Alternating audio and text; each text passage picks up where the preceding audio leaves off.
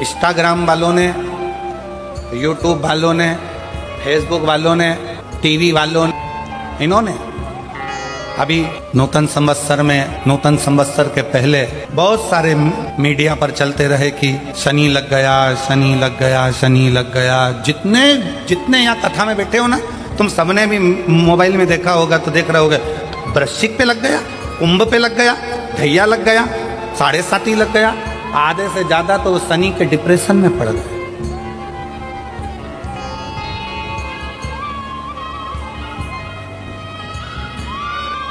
अरे भाई, शिव महापुराण की कथा को उठाकर देखिए,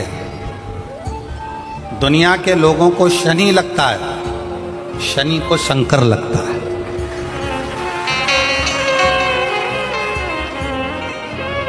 यदि आप भगवान शंकर के मंदिर में जाकर 1 लोटा जल चढ़ा रहे हो, आप भगवान शिव के मंदिर में जाकर अर्चना कर रहे हो, आराधना कर रहे हो, निवेदन कर रहे हो, एक बेलपत्र शिव की उठाकर धोकर वापिस शंकर को समर्पित कर रहे हो, शंकर भगवान का पंचाक्षर मंत्र नमः शिवाय जप रहे हो, शंकर भगवान का षडाक्षर मंत्र ओम नमः शिवाय जप रहे हो, या श्री शिवाय नमस्तुभ्यम का जाप कर रहे हो, तो ये निश्चित मानकर रखो कि आपके पीछे शनि नहीं पड़ेगा, आपके पीछे शंकर जरूर पड़ेगा। और शंकर जब हमारे पीछे पड़ेगा तो हमारा उद्धार अपने आप। शनि मंदिरों में जितने भी शनि मंदिर हैं, आप सारे शनि मंदिरों में जाकर दर्शन करोगे तो शनि महाराज की दृष्टि सामने है। पर शास्त्र कहता है शनि महाराज ने दृष्टि अपने ऊपर नहीं रखी, नीचे की ओर रखी है, नीचे झुकाकर। अब लोग समझे तो ना, मंदिरों में जितने शनि मंदिर हैं, सब मंदिरों में शनि की दृष्टि सामने रख दी। जो आता है तेल चढ़ाने, पूजन करने के लिए दृष्टि सम्मुख होती है। शनि महाराज ने अपनी दृष्टि नीचे रखी है। शनि महाराज दृष्टि कब उठाते? जब किसी को नष्ट करना हो।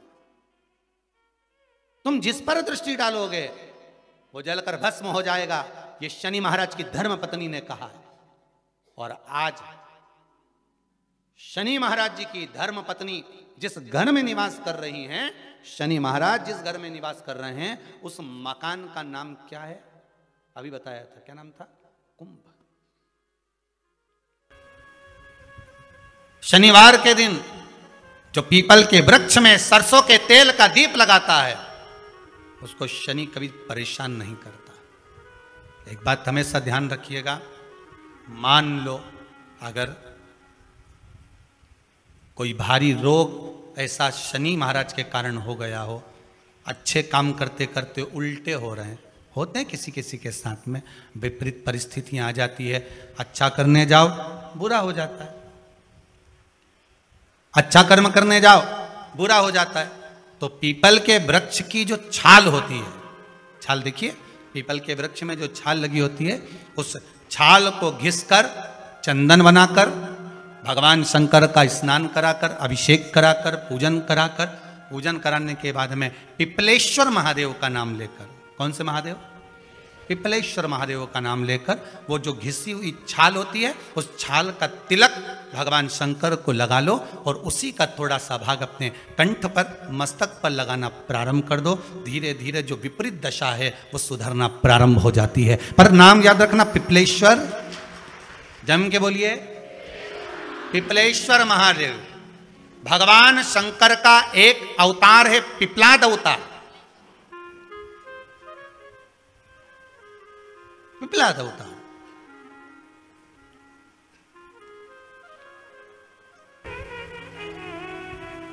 जैसे ब्रह्मा जी के मन में कहीं कहीं संकोच उत्पन्न हो जाता था,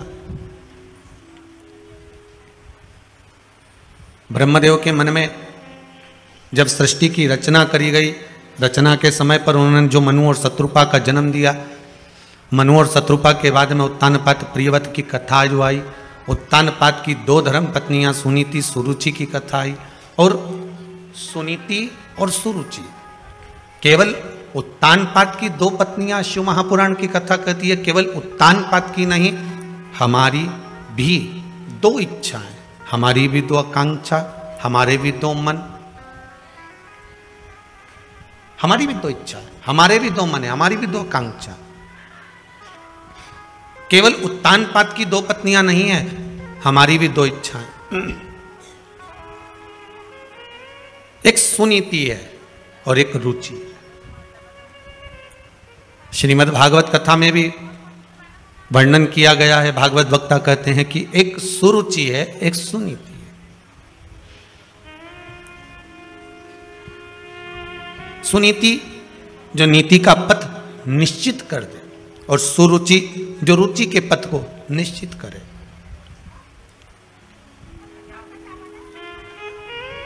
रुचि में आज की दुनिया चलती है, पर नीति में नहीं चलना चाहती।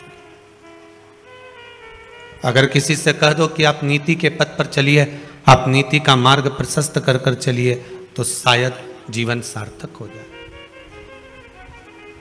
पर वो रुचि के पथ पर चलना चाहती। सुनीति का विवाह जो उत्तानपाद से हुआ था, गर्भ से संतान नहीं हुई उनके, तो सुनीति को लगा कि मेरे गर्भ से अगर औलाद नहीं होती है, संतान नहीं होती है, तो मैं अपने पति से कह दूं कि तुम दूसरा विवाह कर लो।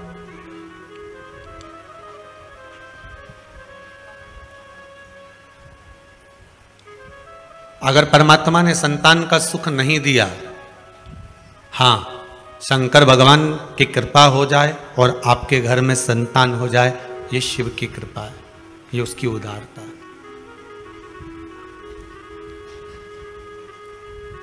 अगर मान लो भगवान ने संतान नहीं दी है, तो आप दुनिया में गोदी संतान लेकर आ जाओगे ना, तो वो भी सुख नहीं देने वाला।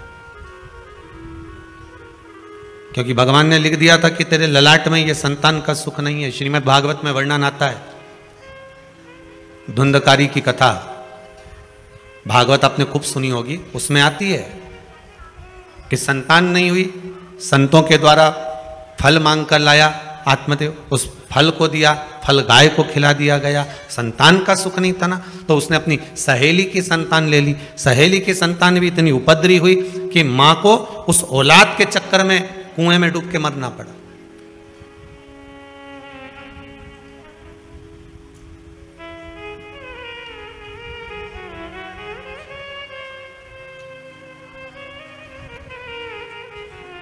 केवल संतान का सुख, कई माताएं आकर कहती, गुरुजी हमारी बहू के यहां छोरी है, भगवान से प्रार्थना करने आए, छोरा हो जाए। अच्छा, पर श्री शिव महापुराण की कथा तो कहती है कि बेटा 1 कुल को तारता है और बेटी 2 कुल को तारती है। और मान लो बेटा हो भी गया, आपने मांग कर, विनती कर कर मांग भी लिया और भगवान ने दे भी दिया, और वो बेटा अगर आपको सुख नहीं देगा तो आप क्या करोगे? फिर क्या करोगे?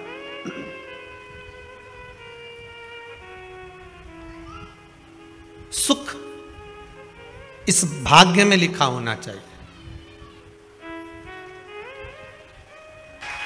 कार्तिक महीने में एक दिया, अगर दीप लगा दिया जाता है, एक दिया बेलपत्री के नीचे, आंवले के नीचे या पीपल के नीचे लगा दिया जाता है, तो उसका भी भंडार अपार सुख दे जाता है।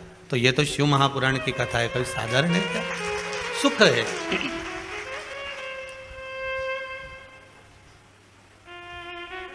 जीवन का एक आनंद देने वाली।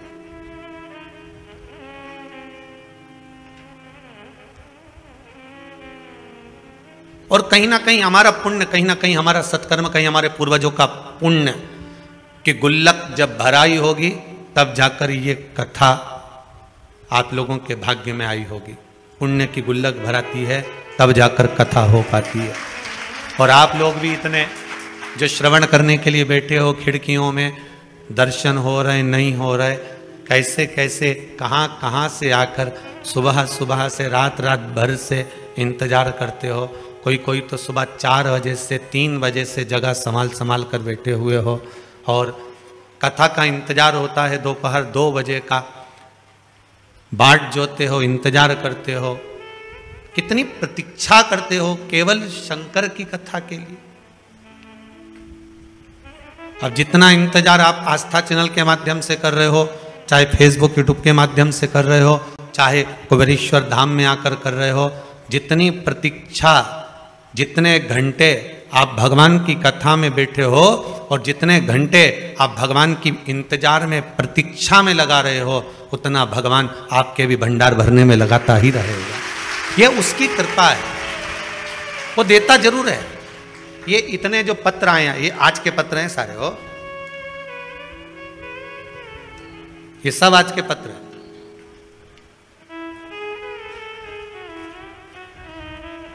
और ये पत्र ये केवल आप लोगों के स्नेह और प्रेम के हैं, जो मेरे शंकर ने आप पर करुणा लुटाई है उसके हैं।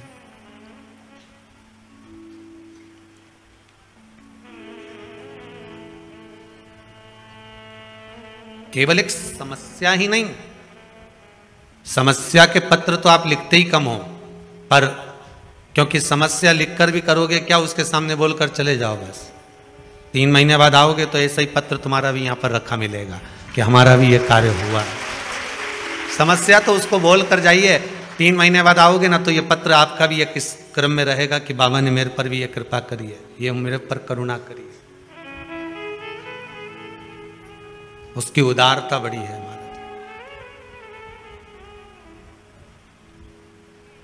सुनीति और सुरुचि, अगर भगवान ने ललाट पर संतान का सुख लिखा है तो संतान सुख देगी, फिर वो पड़ोसी के बच्चे क्यों ना सुख दे दें, देवरानी जेठानी के बच्चे क्यों ना सुख दे दें, आपके बच्चे क्यों ना सुख दे दें, फिर वो संतान का सुख है तो भगवान देगा, कैसे भी देगा।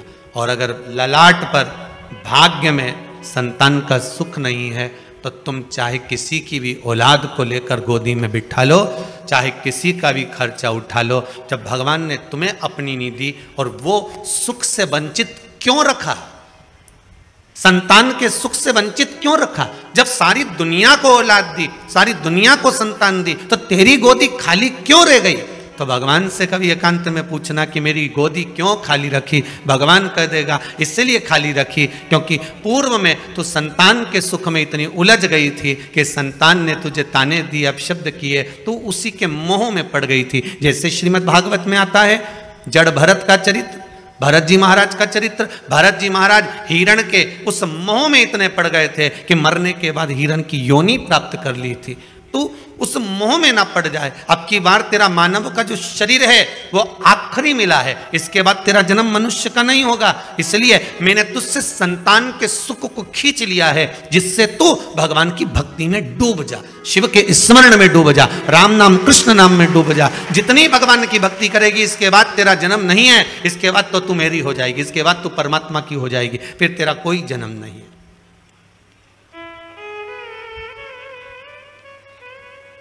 अगर सुख से परमात्मा वंचित रख रहा है, आप विनती करो परमात्मा से, वो देगा तो अच्छी बात है। आप निवेदन करके जाओ भगवान से, वो गोदी भर दे आपकी तो अच्छी बात है, कोई दिक्कत नहीं। पर अगर सुख से, किसी भी सुख से परमात्मा ने वंचित रखा है तो उसमें कुछ ना कुछ भाग होगा।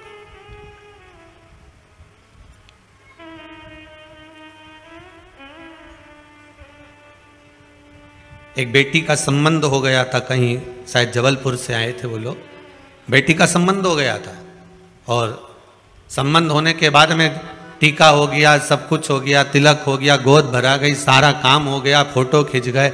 उसके बाद मालूम पड़ा कि छोरा कहीं गलत संगत में पड़ा होगा, किसी की संगत में पड़ा होगा और वो संबंध टूट गया। शादी अभी ना उम्र में थी उसकी माँ आई थी शायद, अब गई होगी है कि नहीं यहाँ पता नहीं। तो आंखों से आंसू बह रहे थे, मेरी बेटी का संबंध टूट गया। लड़का ऐसा निकला, हमने कहा पूजन किसकी करती थी तुम्हारी बेटी, कहा देव अधिदेव महादेव की करती थी, शंकर जी की कृपा हुई थी। अच्छा, पर महादेव ने ऐसा कैसे कर दिया, मेरी बेटी सोमवार के व्रत भी कर रही है, फिर शिव जी ने ऐसा क्या कर दिया कि संबंध पक्का हुआ, लेन देन हो गया, संबंध पक्का हो गया, फोटो खींच गए, उसके बाद संबंध टूट गया। तो हमने कहा बस अगर बाबा ने संबंध पक्का कराया और बाबा ने तोड़ा है तो बाबा को जो अच्छा लग रहा होगा, हो सकता है तुझे अब मालूम पड़ा कि ये लड़का किसी दूसरी लड़की से लगा है और ये शादी के बाद मालूम पड़ जाता तब क्या कर लेती? बाबा ने पक्का कराया ना, बाबा छुड़वा दे। और शादी की तारीख जो तेरी निकली हुई है फरवरी की, उसको निकली रहने दे, भेजेगा वही, वर भेजने का काम उसका है। अगर उसने तोड़ा है तो वही कुछ ना कुछ कर। इसमें एक पत्र है,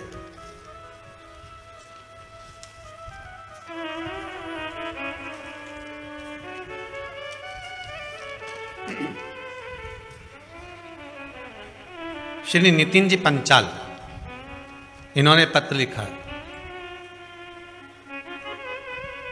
गुरुजी मुझे इंदौर के गवर्नमेंट कॉलेज में इंजीनियरिंग में एडमिशन लेना था। उसके लिए मैंने 2 बार काउंसलिंग के फॉर्म भी भरे, परंतु दोनों बार मुझे कोई गवर्नमेंट कॉलेज नहीं मिला। इससे मैं बहुत निराश भी हो गया था। इस कारण से मैंने इस पूरे संदर्भ को इस कथा के यजमान, अच्छा अभय जी सारस्वत अंकल जी और आंटी जी को बताया था। जरा माइक देना बच्चे को, जरा बताया। तो अंकल जी और आंटी जी ने मुझे 2 उपाय बताए थे, एक बेलपत्र वाला, एक बेलपत्र की जड़ वाला। बच्चे को दीजिए। श्री शिवाय नमस्ते। नितिन पंचाल जी, आप ही का नाम है? कहाँ से आए हुए हैं? इंदौर से। इंदौर से। बाबा ने क्या कृपा करी आप पर? पहले 2 बार काउंसलिंग के राउंड में नाम भरा था, लेकिन दोनों बार नहीं आया। उसके बाद फिर अंकल आंटी ने बताया कि ये वाला उपाय करो तो तेरा एडमिशन पक्का हो जाएगा, मतलब बोल दिया था पक्का हो ही जाएगा। तो फिर मैंने ये 2 उपाय किए और उसी दिन मेरा एडमिशन भी हो गया, और वो भी गवर्नमेंट कॉलेज में। बाबा की कृपा। गुरुदेव, हम जिस दिन आए थे उस दिन शाम को इसका फोन आया कि आंटी मेरा नंबर नहीं आया 2 में। मैंने कहा तू चिंता मत कर, तेरा नंबर जरूर आएगा। बाबा की कृपा, बहुत बहुत धन्यवाद। बैठिए विराज जी। ये बाबा की करुणा है, कृपा है। कृपा बिना कुछ नहीं होता सब। अगर भाग्य में लिखा होगा ना बाबा ने, तो वो मिलेगा जरूर। और एक और चीज कहेंगे, माता पिता कभी अपने बच्चों का गलत नहीं सोचते। बेटा अगर कपूत भी है ना, तो भी माँ उसको गाली दे देगी, अपशब्द कह देगी, ताना दे देगी और कह देगी तू मेरे लिए मर गया, पर फिर भी माँ दिल से दुआ ही देगी। भले वाणी से बद्दुआ दे देगी पर दिल से दुआ देगी। ऐसा ही मेरा शंभु, मेरा त्रिकालदर्शी, मेरा कैलाशी, मेरा शिव है, वो कभी बुरा नहीं कर सकता, कभी बुरा नहीं करेगा। दुनिया के लोग भ्रम उत्पन्न कर सकते हैं कि बताओ वो सियोर वाले महाराज ने ये चढ़वा दिया, इससे ये बुरा हो जाएगा। कभी बुरा नहीं हो सकता अगर आपका भाव शुद्ध है तो।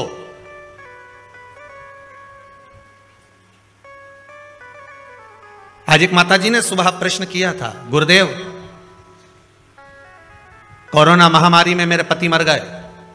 मेरे को एक ब्राह्मण देवता ने, एक पंडित जी ने कहा था कि तुम इतने महामृत्युंजय के पाठ करवाओ। मैंने महामृत्युंजय के पाठ करवाए। कम से कम मेरा 50,000 रुपए मैंने महामृत्युंजय के पाठ में खर्च कर दिया, लाखों पाठ करवा दिए, और मेरा पति वेंटिलेटर पर पड़ा रहा। मैंने ब्राह्मण देवता को, उन्होंने कहा अकाउंट में डलवाओ, मैंने अकाउंट में डलवाया। उनके पाठ चल रहे थे, उन्हें फोटो भी भेजे, संकल्प भी लिया। पर यह बताओ, जब मेरे पति के पाठ चल रहे थे महामृत्युंजय, और आप कहते हो कि शंकर का भजन जिसका होता है वो मर नहीं सकता, तो मेरा पति कैसे मर गया? बात इतनी सी है, आप उसका उत्तर दीजिए। हमने कहा मां, बस डॉक्टर दवाई लिखा है, समय पर अगर उसको खिला दी जाए, एक अटैक आता है तो एक इंजेक्शन लगता है, शायद महंगा सा आता है, 50, 1,000, 35, 40,000 का एक इंजेक्शन आता है। वो इंजेक्शन टाइम पर लग गया, छाती पर लग गया, तो हार्ट अटैक का जो मरीज होता है वो बच जाता है। बोलो सही है कि गलत है? एक इंजेक्शन लगा और वो बच गया, वो बचा। हो सकता है महामृत्युंजय के जाप अर्थात वो इंजेक्शन, वो टेबलेट आपको पहले खाना थी, और जब प्राण छूट चुके उसके बाद खा रहे हो तो दवाई असर करेगी। माना आपको वो टेबलेट, वो इंजेक्शन, वो दवाई समय पर मिलना चाहिए। इसलिए आप सबसे बारंबार कहते हैं श्री शिवाय नमस्तुभ्यम का जाप करते रहो। क्योंकि ये वो टेबलेट है जो कभी भी काम आ सकती है। ये वो टेबलेट है। आप भी अगर अपने अपने गांव से निकले होगे, अपने अपने शहर से आए होगे, तो बैग में 2-4 टेबलेट डाल कर आए होगे, जो हाथ पैर दुखने की, सिर दुखने की, जो चालू वाली टेबलेट होती है ना, जो किसी भी काम में काम आ जाए, तो बस वो टेबलेट तुम लेकर चलते हो। तो शिव महापुराण में एक टेबलेट ऐसी बना दी जो हर जगह काम आएगी। सिर दुखे तो भी, पाँव दुखे तो भी, घुटना दुखे तो भी। जैसे एक वो टेबलेट खा लेती है माता है, वो कौन सी बोलते, काम्बी फिल्म खा ले, या कोई सी भी वो गोली खाती रहे कि हम तो ये गोली खाएं, हम तो डिस्प्रिन खाएं, कि हम तो क्रोसिन खाएं, तो वो कह रहे हम तो ये गोली खाते हैं तो हमारे सब काम में काम आ जाए। मेरे तो पुताई कर करके थकी गई, हमारा कब्जा दुखी रिया, तो मैं तो बस वो टेबलेट खाऊं, गोली खाऊं, और जो सोऊं नहीं तुम्हारा सवेरे नींद खुले दादा, फिर सवेरे से काम में लग जाऊं। तो वो टेबलेट एक ऐसी तुमने घर में रख रखी है कि तुम्हें कुछ भी होता है तुम वो टेबलेट खा लेते हो। किसी किसी की बाम और विक्स की ऐसी आदत रहती है कि कुछ भी दुख है वो तो लगा, उसका दांत भी दुखिया नहीं, बाम निकला। किसी किसी की आदत रहे बस बाम लगा, जब तक बाम नहीं लगाने, विक्स नहीं लगाने, रात की नींद नहीं आए, जब तक कि आंख में से आंसू आंसू नहीं झड़ी जाए। तो ये तो टेबलेट के ऊपर।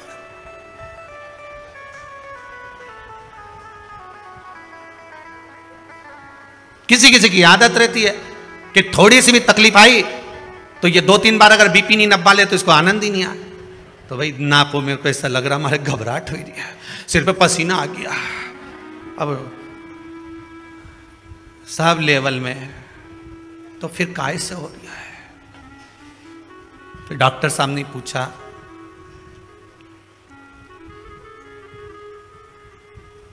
घबराहट किस चीज की हो रही है? पता नहीं, बस सिर पे पसीना आ रहा है। डॉक्टर बोले कुछ नहीं है, दिवाली का टाइम है, बहू करवा चौथ का बाजार करने गई होगी, इसलिए थोड़ा सा लेवल गड़बड़ हो रहा है। बाबा घर में धन का लेवल गड़बड़ हो और यहां तुम्हारा लेवल गड़बड़ हो रहा है। क्यों सोचा? एक टेबलेट ऐसी होती है जो कहीं पर भी काम आ जाती है। श्रीमद् भागवत में एक टेबलेट दी, 12 अक्षर मंत्र ओम नमो भगवते वासुदेवाय। रामचरितमानस में भी एक टेबलेट दे दी, राम। शिव महापुराण में एक टेबलेट दे दी, श्री शिवाय नमस्तुभ्यम। ये वो टेबलेट है जो हर जगह काम आ जाती है, हर जगह।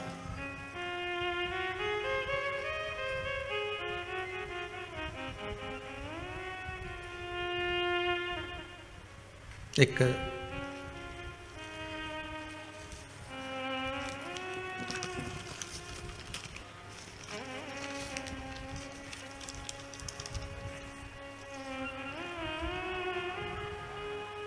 हैदराबाद से एक पत्र है, किसी ने भेजा।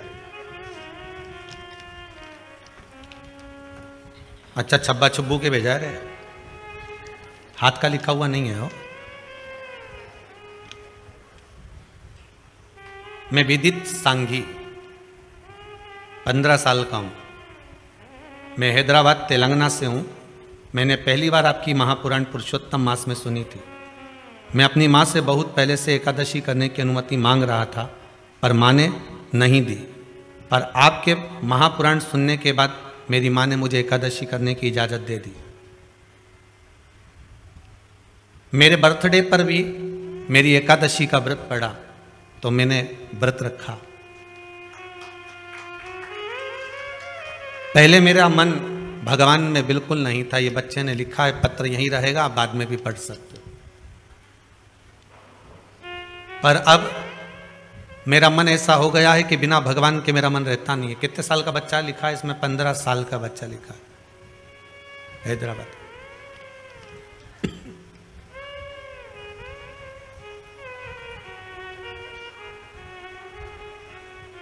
एक इच्छा है मेरी कि बाबा मेरी कामना पूर्ण करे और कुबेरेश्वर धाम में आऊं और एक बार शिव महापुराण की कथा जरूर करवाऊं, अपने धन से करवाऊं। अब 15 साल का बेटा कह रहा है कि मैं अपने धन से शिव महापुराण की कथा करवाऊं।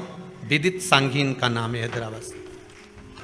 अपने धन से 15 वर्ष की आयु है, अगर बाबा की कृपा हुई, आपका पत्र यहां तक पहुंच चुका है, तो सांघी जी आप भी यहां तक पहुंच जाओगे, ये पक्का है। और आपकी भावना, आप अगर दिल से हृदय से भगवान की भक्ति में लगे हो तो यह विश्वास मानकर चलना कि भगवान आपकी कामना पूर्ण जरूर करेगा। बस हिम्मत मत हारना। दुनिया के लोग डराते जरूर हैं, जैसे ध्रुव जी को डराते थे, डराएंगे। अब भगवान को कैसे भी रिझा रहा, भगवान से भय मत खाना, अपने कर्म से भय खाना। फिर कहेंगे किसी से मत डरो, पर अपने कर्म से जरूर डरो, क्योंकि कर्म का भोग तो परमात्मा को भी भोगना पड़ता है। आपको किसी से डरने की जरूरत नहीं है, कर्म से डरने की जरूरत है। संसार सागर में आए हो, किसी धर्म की जगह पर जाना, मंदिर जाना, देवालय जाना, सत्संग में जाना, संकीर्तन में जाना, भजन में जाना, कथा में जाना, कीर्तन में जाना, पूजन में जाना, स्मरण में जाना, तीर्थ जाना, सारी दुनिया में पाप कर्म कर लोगे चल जाएगा, पर कहीं धर्म की जगह पर पाप कर्म मत करके आना, नहीं तो जिंदगी पूरी नरक में निकल जाएगी। और आज के जमाने में जितना भी पाप कर्म हो रहा है वो धर्म की जगह पर ज्यादा हो रहा है।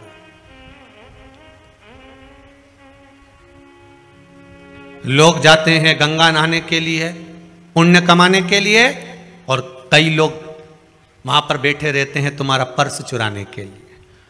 तुम करो गंगे हर, वो तुम्हें करे नंगे हर। बस तुम पानी में कूदे और उन्होंने तुम्हारा सामान ले गए। जो गंगा नहाने गए हैं, इनके पूर्वज ऊपर बैठकर भगवान विष्णु उनकी पीठ को थपथपा कर कहते हैं कि तेरे घर के बच्चे गंगा में नहाकर तुम्हें तर्पण कर रहे हैं, तिलांजलि दे रहे हैं। तुम तर गए, 7 पीढ़ियां तुम्हारी तर गई। और जो गंगा के घाट पर बैठकर चोरी करता है, तो भगवान उसके पूर्वजों के पास भी बैठकर कहते हैं धिक्कार तेरे जीवन पर, जो तेरे वंश के लोग चोरी कर रहे हैं। गंगा ना, अरे घाट तो छोड़ देते, कथा तो छोड़ देते, सत्संग तो छोड़ देते, मंदिर तो छोड़ देते, धर्म की जगह तो छोड़ देते।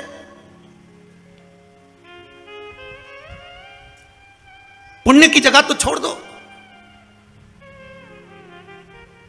पर नहीं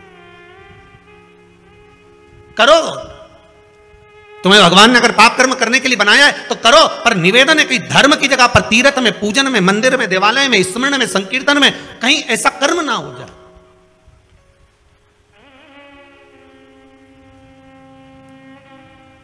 बचिएगा बेकार कर्म से, धर्म की जगह पर जाकर। उस कर्म का भोग बड़ा विचित्र भोगना पड़ता। सुनीति और सुरुचि दोनों प्रबल हैं। सुनीति के संतान नहीं है, अपनी काका की लड़की से शादी कर दी अपने पति की और उसका विवाह कराई, तो सुनीति का गर्भ ठहर गया। भगवान परीक्षा बहुत लेता है, बहुत परीक्षा लेगा। पहले तो भगवान देता नहीं है, और अगर देगा तो भगवान फिर विचार करेगा कि इसने सही जगह पर लगाया कि नहीं लगाया।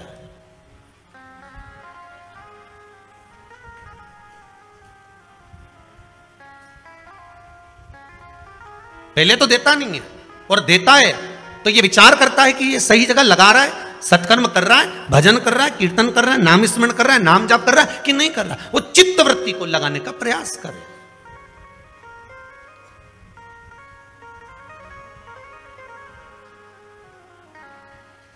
इस मन को सुनीति भी गर्व से हो गई।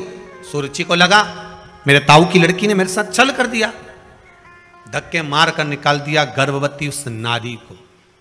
सुरुचि घर में है, उसका भी गर्व है, सुनीति वन में है, उसका भी गर्व है। समय आया, सुनीति का भी पुत्र हुआ ध्रुव और सुरुचि का भी पुत्र हुआ उत्तम। सुनीति का जो पुत्र हुआ था ध्रुव, 4 वर्ष की अवस्था धारण कर कर माँ की गोद में बैठा था। माँ की गोद में बैठा, एक दिन देवर्षि नारद ने उनको कह दिया, कहाँ जा रहे हो? कहा मेरे पिता कौन है मुझे मालूम नहीं है। मेरे पिता? तब देवर्षि नारद कहते उत्तानपाद तुम्हारे पिता हैं। और उत्तानपाद के पास गया, गोदी में बैठ गया, तो छोटी माँ ने उसको गोदी से उतार दिया। तो पिता की गोद में बैठने के लिए रोता है? उतार नीचे। अगर तुझे पिता की गोद में बैठना है तो मेरे गर्भ से जन्म लेना पड़ेगा, और मेरे गर्भ में आने के लिए भगवान का भजन करना पड़ेगा। और रोता रोता अपनी माँ के पास चले गया, माता सुनीति के पास में। और नीति नीति होती है, नीति सतमार्ग बताने वाली होती है। नीति कभी गलत मार्ग पर अपने बच्चों को नहीं भेज सकती।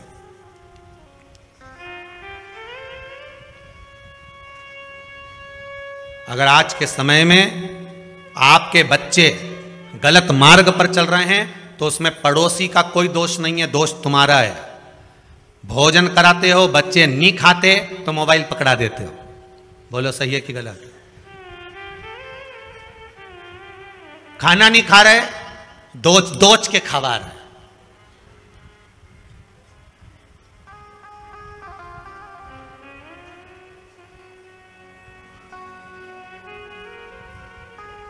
पहले के समय में छोटा सा बच्चा रात्रि को अगर जाग जाता था तो माताएं लोरी गाकर सुलाती थी। बोलो सही है कि गलत है? बहुत प्रेम से हाथ रखकर धीरे धीरे, चंदा मामा पूर के हुआ पकाए,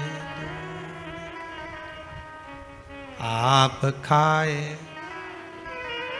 मुन्ना को देवे और प्याली गई, मुन्ना गया। कहते कितने प्रेम से खिलाते थे, सुलाते थे। बच्चा रात को जग जाता, माँ उसको स्नेह से सुलाती थी।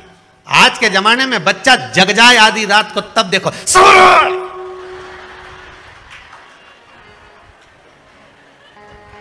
ऐसी चिल्लाए कि पड़ोसी जो सो रहा वो जाग जाए। उठ के बैठते से बोला, अरे ओ जगदम्बा तेरे हाथ जोड़ो, काय चिल्ला रही है? लो तुम चुप करा लो, ऐसी औलाद पैदा हुई है, सो जा। आधी रात को तांडव चल रहा है कि तू तो काली रे कल्याणी रे, जित देखूं ते जोग मार। तू कौन से गांव से आई मारी माई? कौन गांव की? और तू तो मेरे संग परनाई मारी। गजब। लो तुम चुप करा लो। अब वो बेचारा दिन भर दुकान में थका, नौकरी में थका, फिर भी आधी रात को लेके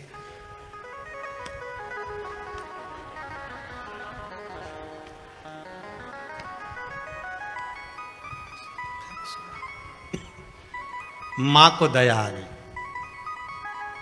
कौन सी मां को? या जगदम्बा के नहीं, वो पावागढ़ वाली अंबा को, ओको दया आ गई। बेटा ला मेरे को दे छोरा को, तू जा सो। दादी ने गोदी में लिया, ऐसी गोदी रखकर दादी पीछे तकिया लगाकर सो गई। गोदी में लाला को हिलाती रही, लाला सो गया। दादी, जहां प्रेम हो, करुणा हो, वात्सल्यता हो, स्नेह हो, वहां पर तो नींद आ ही जाती है। प्रेम।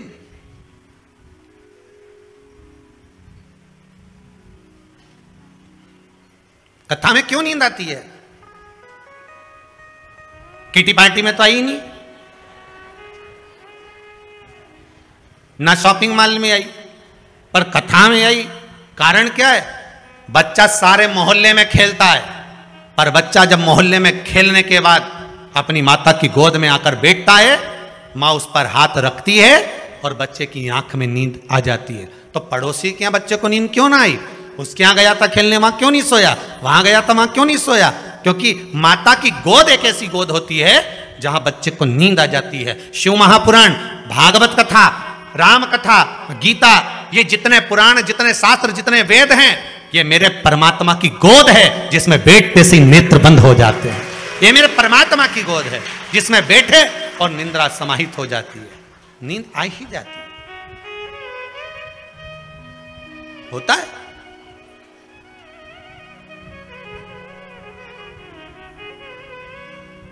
एक बार हरदा में कथा थी, लगभग 18 एक साल पहले की बात होगी, 18-19 साल पहले की।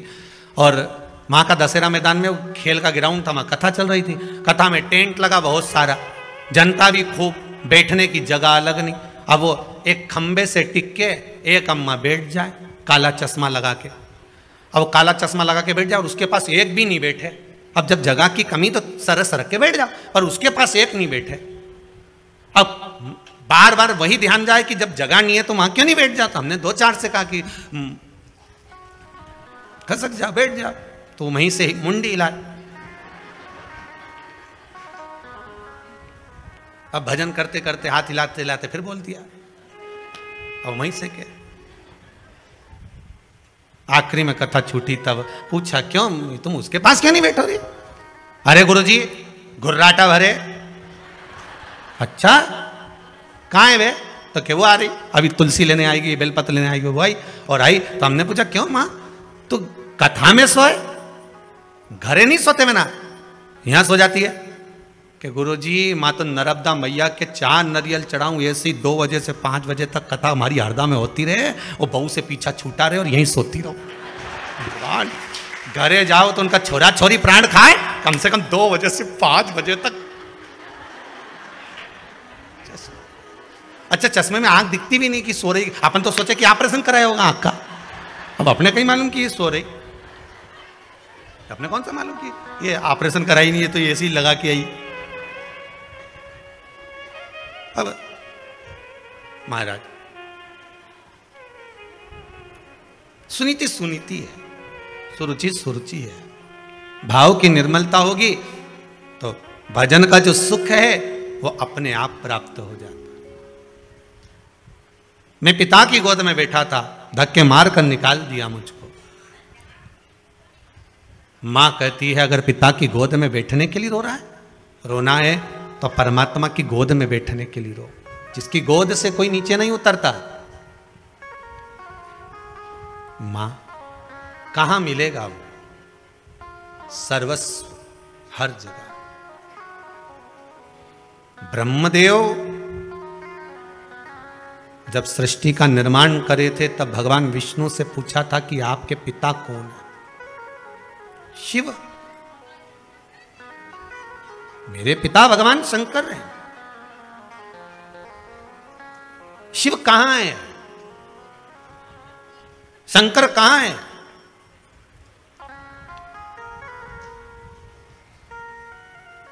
भगवान विष्णु ने कहा था ऐसा कोई कण नहीं जिसमें शिव नहीं। अपने गले की हसली का हीरा भगवान ने चमकाया, उस हीरे की रोशनी जो सूर्य में से निकलकर सामने दीवार पर जा रही थी, उसमें जो एक रेख बन रही थी, उस रेख में जितने कण दिख रहे थे। कभी आप भी प्रैक्टिकल करना, बच्चे लोग कांच चमकाते हैं, उस कांच को दीवार पर लगा दो और वो जो रोशनी जा रही है उसके बीच में आप देखेंगे बहुत बारीक बारीक कण दिखेंगे, बहुत बारीक बारीक। गले के हीरे का जो प्रकाश था, उस प्रकाश की जो रोशनी थी, उस रोशनी के बीच का जो क्रम था, उसमें जो कण कण दिख रहे थे, इतने कण। आप भी प्रैक्टिकल करके देखना, तुम्हारे यहाँ भी धूप आती होगी, छांव आती होगी, तो धूप में कांच रख दो, कांच का उजाला तुम्हारे घर में करो, उसमें जो रोशनी के बीच की जो जगह होगी, उस जगह से उस जगह के बीच में जो प्रकाश जा रहा होगा, उसमें बारीक बारीक ढेर कण हो। भगवान ब्रह्मदेव से कहते हैं यही कण, हर चप्पे चप्पे में, कण कण में शिव तो है, सब में। तेरी कृपा बिना न हिले एक भी अणु, लेते हैं श्वास तेरी कृपा से तनु तनु। हे गंगाधार मुक्ति द्वार ओमकार तू, आयो शरण तिहारी भोले तार तार तू। कण कण में, सब में वही समाया, ऐसा कोई स्थान ही नहीं बचा जहां शिव तत्व न हो, ऐसा कोई स्थान।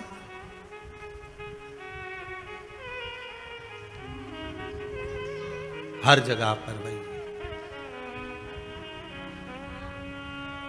तेरी कृपा विना न हिले एक भी अणु। प्रकाश में जो अणु दिख रहे हैं, छोटे छोटे कण दिख रहे हैं, शंकर ही हिला रहा। आपको और हमको चलाने वाला भी शिव ही तो है।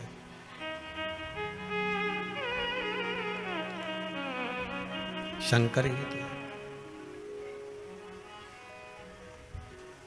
बस इन नयनों में कोई ऐसा चश्मा एक चढ़ जाए ना एक बार, जिससे कुछ नजर नहीं आए, केवल शंकर नजर आए, केवल शिव,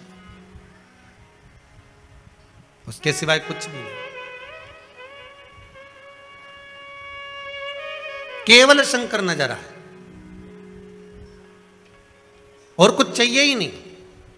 और जब हर जगह पर, हर स्थान पर शिव नजर आने लगेगा, तो यह पक्का है कि अब तुम्हारी दृष्टि कोई साधारण नहीं रही है। ध्रुव जी महाराज ने अपनी माता से पूछकर भगवान का तप करा तो ऐसा तप करा कि मैं मंत्र किसका जपूं। पहले तो नारद जी महाराज विचार में पड़ गए कि इसको गुरु मंत्र कैसा दिया जाए, मंत्र भी बड़ा प्रबल होना चाहिए। फिर निवेदन करूंगा, इस व्यास गादी से हाथ जोड़कर निवेदन करेंगे, पानी पियो छान और गुरु करो जान। 50 बार विचार करना तब जाकर गुरु करना। हंसी खेल में गुरु मत कर लेना कि एक जनी ने वो गुरु करा ने बहुत अच्छा है, ने जोरदार है, ने तुम तो बस कपड़ा की दुकान जैसी मत चली जाना कि कपड़ा जोरदार है हो। अगर कपड़ा जोरदार है तो पानी में भिगो के देख लो। कपड़े वाले से कहना 2 मीटर कपड़ा दे, पहले पानी में भिगो के देखूंगी, उसकी बात करूंगी। नहीं तो कहीं कहीं का कपड़ा तो अच्छा दिखे, कपड़ा कौन सा बुरा। जरा जाओ तो सही बाजार में साड़ी लेने जाओ, एक से बढ़कर एक मिल जाए। आज के जमाने में 200 रुपया में ऐसी जोरदार ने पटली लगा कर टांग दी, 200 की सेल।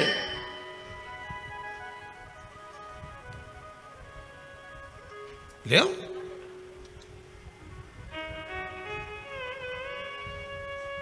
मिलेगी बहुत। अभी दिवाली आ गई है, ठेलों पर ऐसे प्रेस करे हुए, पन्नी में भरे हुए, कागज लगा हुआ, बढ़िया 60-60, 70-70, 80-80, 100-100 रुपया में शर्ट मिलेगा। ने एक बार शर्ट लेके गया ने पानी में डुबकी ने गई। अब के बताओ, हम तो लाए थे। तो फिर घर के लोगों ने समझाया कोई बात नहीं, 60 रुपया की तो थी, एक बार तो पहन ली। नहीं पहन तो ली, पर वो सवेरे पहनी ने शाम के तो चल रही गई, वो तो दिखे। पर फिर भी कोई बात नहीं, अपन ने ली ना, अपन पहन ली ना, बस वो। ऐसा गुरु नहीं चाहिए कि तुम्हारा धन देखकर, नारियल देखकर, पैसा देखकर बस गुरु मंत्र ले लिया। नहीं नहीं नहीं नहीं, पानी पियो छान गुरु करो जान।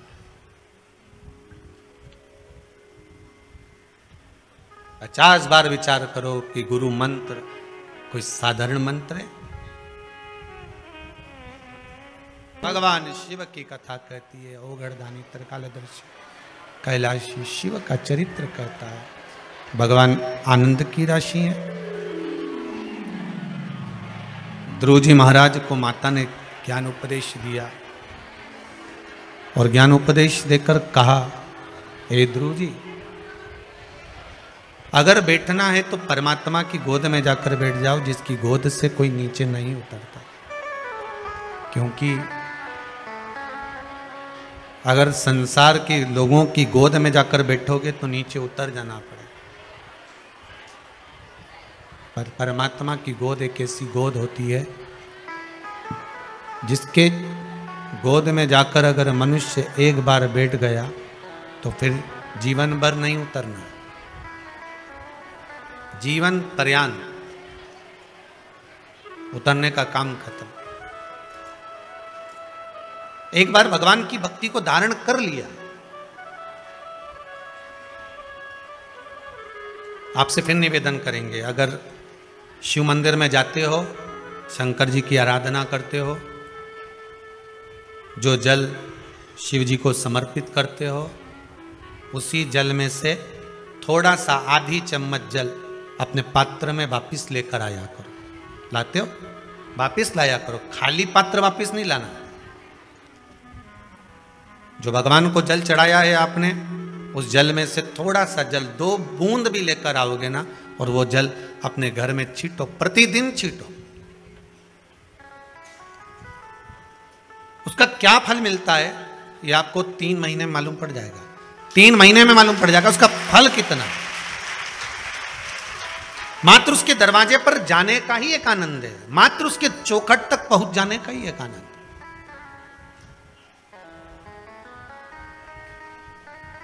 एक माता जी लिख रही हैं पत्र के अंदर कि मेरे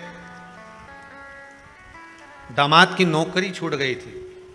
अब देखो पत्र ढूंढना पड़ेंगे, एक तो इतने सारे पत्र हैं। किसने लिखा वो खड़ी हो जाओ। ये मेरे दामाद की नौकरी छूट गई थी, तो किसने लिखा पत्र?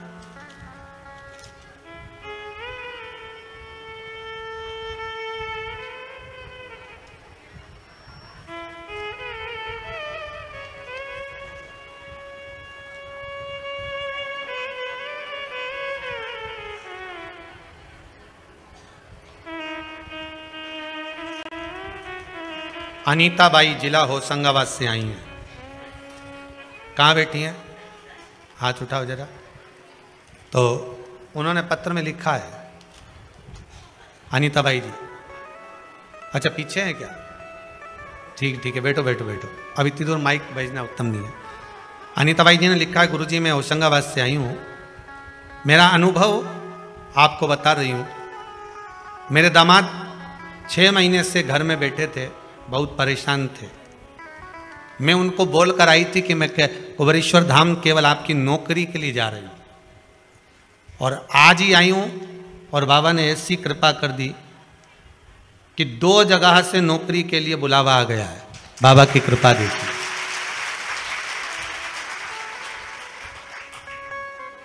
मैं लिख नहीं पा रही हूँ कि बाबा ने कितनी कृपा करी है। ये वो खड़ी थी पीछे अनिता भाई।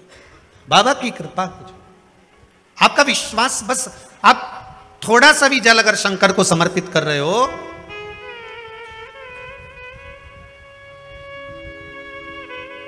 किसी ने पूछा कि गुरुदेव आप कहते हो कि पशुपति व्रत करो, तो पशुपति व्रत करते समय एक दिया, प्रसाद का एक भाग अपने घर पर लेकर आओ। पर हम जहाँ पूजन करने जाते हैं वहाँ पंडित जी बोलते हैं कि आप तो सारा सामान यहीं भगवान के लिए दिया लाए हो, तो दिया भगवान को ही लगाओ। जो भाग लेकर आए हो वो भगवान को समर्पित करो।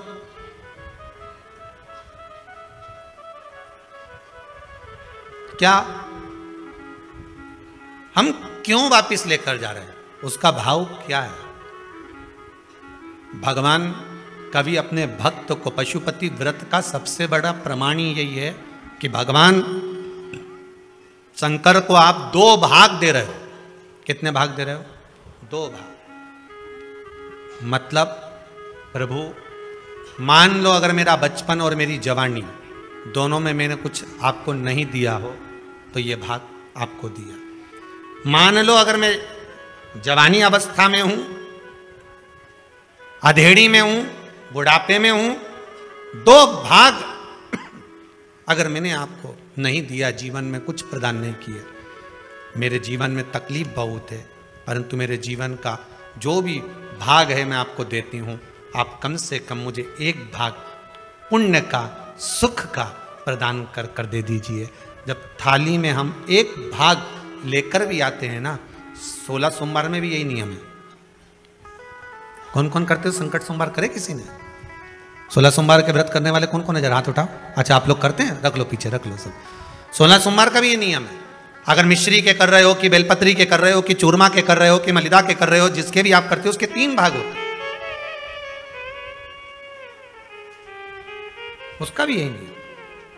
पर उस प्रसाद में से आप बच्चों को दे सकते हो, उस प्रसाद में से थोड़ा थोड़ा भाग अपने परिवार को दे सकते हो। पर पशुपतिनाथ के व्रत का विधान यह है कि जो भाग आप लेकर आए हो, जिसने व्रत किया है और जो भाग उसका है वो उसी को प्राप्त होना चाहिए।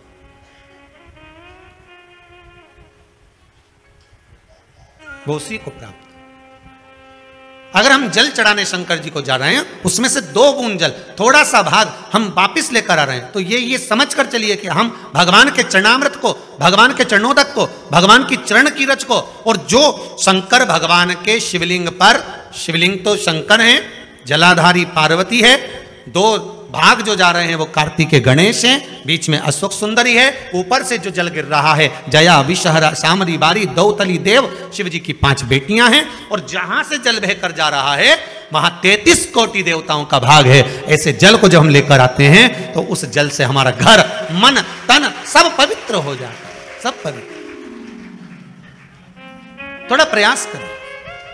हम तो यहां तक कहेंगे अगर व्यापार भी नहीं चल रहा हो ना तो थोड़ा सा 2-3 दिन करके देख लो, अभी तो दिवाली का टाइम भी है, आपको मालूम पड़ जाएगा। 2-4 दिन करने में आपका जाता क्या? शंकर जी के मंदिर से चरणोदक लेकर आए, जल चढ़ाया, लाए, देव दुकान पर ले जाओ, छीटो जरा दुकान पर, देखें जरा सीवर वाला महाराज बहुत बड़बड़ करे, जरा देखा तो ले जाओ जल। उपासना करिए शिव का, भगवान की भक्ति में रम जाए। ध्रुव जी महाराज ने जो साधना करी है, उस साधना का बल ये मिला कि भगवान को बैकुंठ छोड़कर ध्रुव जी के पास आना पड़ा।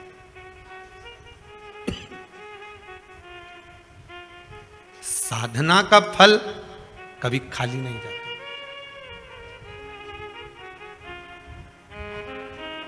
कभी खाली नहीं जाएगा। आप आस्था चैनल पर कथा सुन रहे हो, फेसबुक यूट्यूब पर कथा श्रवण कर रहे हो, चाहे कुबेरेश्वर धाम में कथा सुन रहे हो, इसका फल कभी खाली नहीं जाएगा। अगर शिव महापुराण की छोटी सी भी क्लिपिंग, छोटी सी भी वीडियो, छोटा सा भी भाग आपके पास पहुंच रहा है और आपको उससे प्रेरणा मिल रही है, आप उससे जाग रहे हो, तो वो खाली नहीं जाएगा, कहीं ना कहीं मिलेगा, प्राप्त हो। एक बहुत सरल सा मंत्र है, श्री शिवाय नमस्तुभ्यम, बहुत सहज सा मंत्र है जिसका स्मरण कर लेने पर सब सुख मिल जावे।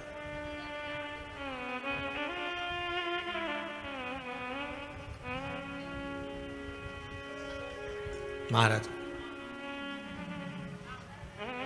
आपका स्मरण है, बस समय पर टेबलेट खाओगे, समय पर गोली खाओगे तो वो असर करेगी, नहीं तो नहीं करेगी। मर जाने के बाद किसी को गोली खिलाओगे तो वो असर करेगी क्या? अब तो निपट गए, पर जीते जी उसको उसका सराहना चाहिए, खिला दिया असर। संसार में आए हो, दुख बहुत सारे हैं, तो शंकर भगवान के पूजन के विधान भी बहुत सारे। दुनिया के लोग इनको टोटका बोलते हैं, पर शिव महापुराण में इसको विधान बोलते हैं। क्या बोलते हैं? विधान।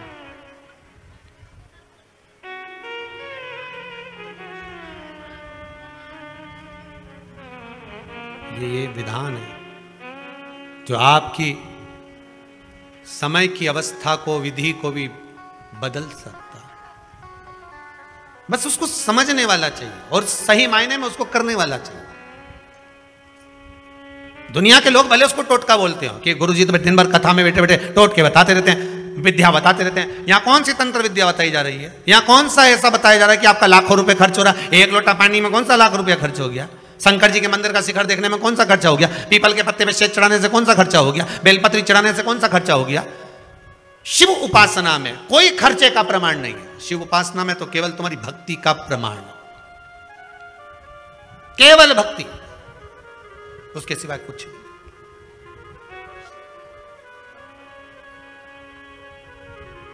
यहां और कुछ है भी नहीं। महाराज ध्रुव जी महाराज ने जैसे साधा, ध्रुव जी ने शंकर भगवान को एक बात बहुत प्रिय है, शिव जी के दरवाजे पर जाओ तो एक बात जरूर कहो, भोलेनाथ मुझे मेरे भाग्य का देना, दूसरे के हिस्से का नहीं चाहिए। किसके भाग्य का चाहिए? मेरे भाग्य। आज के जमाने में दुनिया के लोग दूसरे का भाग्य देखकर चलते हैं। गुरुजी जरा पत्रिका देखकर बताना, मेरे भाग्य में मेरी बेटी के हाथ का धन है कि नहीं? गुरुजी जरा पत्रिका देखकर बताना, मेरे हाथ में मेरे बेटे का धन है कि नहीं? फिर गुरुजी भी ऐसे मिलते हैं, तेरे भाग्य में तो गज केसरी योग चल रहा है, जमीन में से हंडा निकलेगा, तेरे पूरे परिवार में किसी को नहीं मिलेगा, तेरे को ही मिलेगा। गुरुजी जगह बता दोगे क्या? अमावस की रात को आऊंगा। रामचरितमानस की जब शुरुआत होती है तो एक कपटी साधु, रामचरितमानस में पढ़ना, कपटी साधु, साधु का रूप रखकर, जो पहले हार चुका था सेना, वो कपटी रूप रखकर राजा से कहता है कि मैं तेरे आऊंगा और भोजन बनाऊंगा और तू ब्राह्मणों को बुला और भोजन करा। सुनी कि नहीं सुनी कथा? भोजन कराना। तब आकाशवाणी होती है कि ये तो कपटी साधु और तूने ब्राह्मणों को जो भोजन करा रहा उसमें मांस मिला हुआ। गलत है। मैं आऊंगा रात को और तुझे जगह बता दूंगा और तू तैयारी रखना, और रात के और खोदना, और खूब खोदा साहब, इतना खोदा, इतना खोदा, इतना खोदा, फिर उनमें से कोयला निकला। तो हमने भी कह दिया लाइट की कमी हो रही, कोयला कंपनी को दिया, कोयला निकला।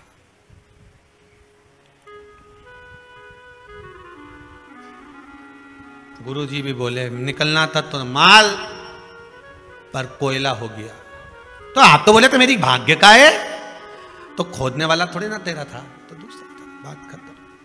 फिर निवेदन है भगवान से कहना ऐसा गड़ा हुआ भी नहीं चाहिए। तुम में से किसी को चाहिए क्या? हमें गड़ा हुआ भी नहीं चाहिए।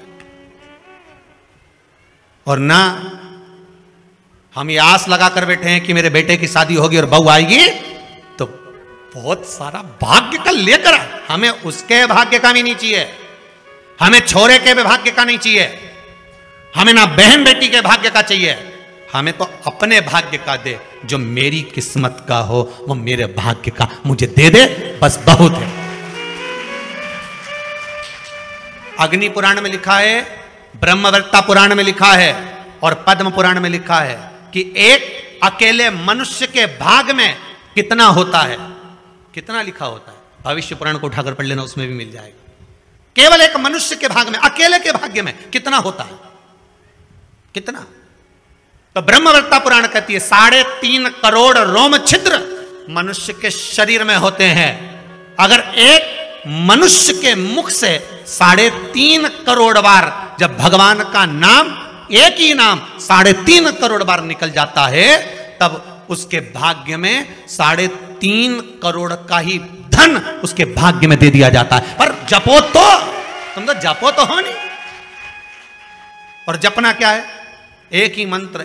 आपसे ये नहीं कह रहे हैं कि तुम 24 घंटा जपो और 3.5 करोड़ कर लो, नहीं नहीं। हम तो क्या चलते फिरते बोलो श्री शिवाय नमस्तुभ्यं, चलते फिरते जप लो, छोरा छोरी के पढ़ाओ तब जप लो, नी सुने तब जप लो, श्री शिवाय नमस्तुभ्यं।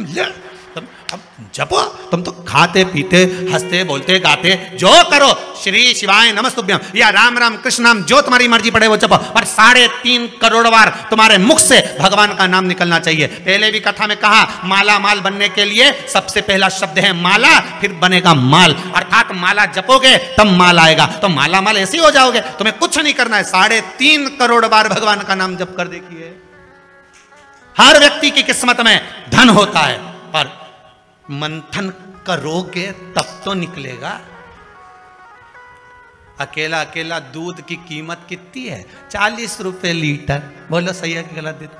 40 रुपए लीटर का दूध जब जमा दिया, दही बन गया तो 60 का हो गया। बोलो सही है कि गलत है? वही दही का जब मथनी से मथना चालू करा और मक्खन ऊपर आ गया तो कीमत हो गई 150 रुपया किलो। अब वही मक्खन को फिर अग्नि पे तपा दिया, तपाने के बाद घी बना लिया, कीमत हो गई 400 रुपए किलो। वही घी 400 का हो गया, इतना सा 40 रुपए लीटर का। बस मनुष्य भाई है ये तो क्या, हमारा तो कोई काम ही नहीं चले, हमारा तो धंधा ही नहीं चले। भगवान ने मेरी तो किस्मत फोड़ दी, मेरी तो किस्मत ऐसी लिखी, हमारी किस्मत में कुछ भी नहीं लिखा, मैं तो गणित दुखी, मेरी किस्मत में भगवान ने कुछ नहीं लिखा, भगवान ने कुछ नहीं लिखा।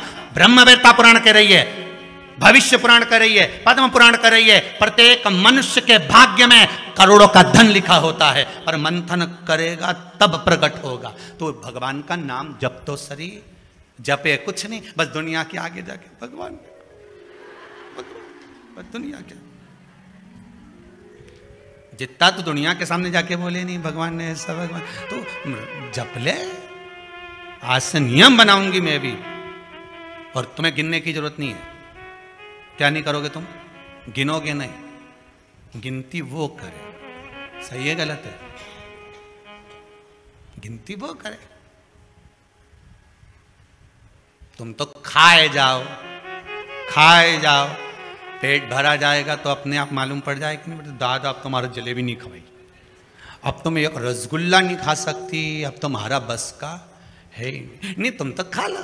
नहीं दादा नहीं खाओ, तुम नहीं खाया जाए नहीं। अरे बोलो तो सर नहीं, बस जैसे भरा गया तो भराने के बाद में अगर खाओगा तो बस भगवान भी इंतजार में। जैसे ही 3.5 करोड़ बार तेरे मुख से नाम पूरा हो गया, उसके बाद तुझे नहीं देखना, फिर मैंने जो देना चालू करा फिर नहीं तो रुक सकती, फिर बटोरे जा, कितना बटोर सकती है। जप ले, स्मरण कर ले, पर भजन करे तब तो,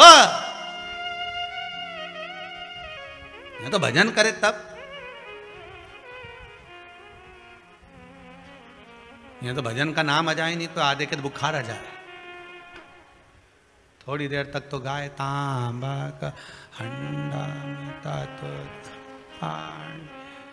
नीनाए बोला नवा के रंगी हरतालिका तीज पे। ऐसा कोई व्यक्ति नहीं जिसके भाग्य में भगवान ने सुख नहीं लिखा। लिखा है, बस थोड़ा सा मंथन करना पड़ेगा। थोड़ा सा मंथन करोगे तो वो सुख प्रकट। आपको थोड़ा सा मनन चिंतन करना पड़ेगा, थोड़ा मंथन करना पड़ेगा।